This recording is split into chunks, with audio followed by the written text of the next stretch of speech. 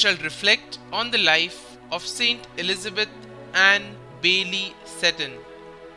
St Elizabeth was born on the 28th of August 1774 in a distinguished Protestant family of New York City. Her father was a physician of note and professor of anatomy at King's College, and her mother was the daughter of an Episcopalian parson. While she was still young, her mother died, and she was brought up by her father with a sound education and careful character training. Since her childhood, she nursed such a special concern for the poor and the sick, and ministered to them so tenderly that she was called the Protestant Sister of Charity.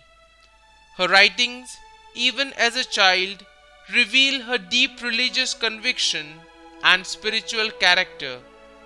Already in her teens, she had taken up certain practices that apparently had nothing to do with her Episcopalian affiliation.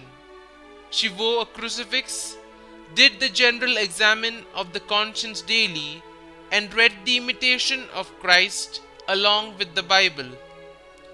On the 25th of January 1794, she married William Maggie Seton, a young, wealthy merchant. They had 5 children. The subsequent loss of his fortunes so affected William's health that a change of environment became imperative.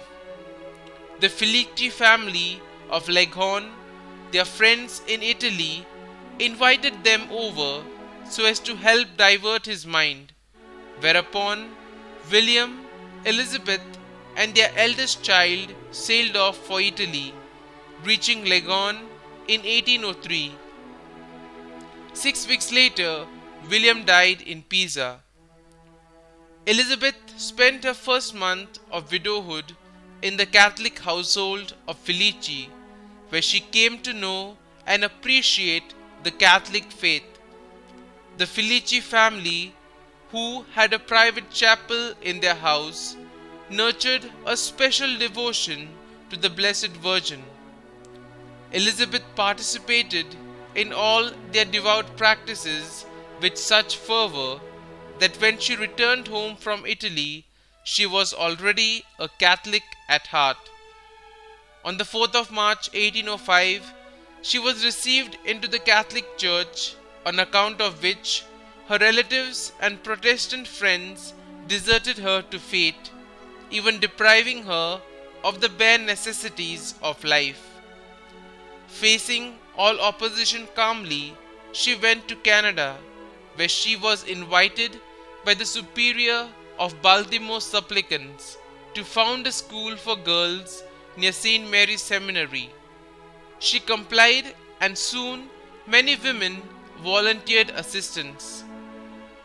In 1809, she moved to Emmitsburg, a village in Maryland, where she formed the Sisters of Charity under the rule of St. Vincent de Paul. She laid the foundations of the American parochial school system, trained teachers, and prepared textbooks.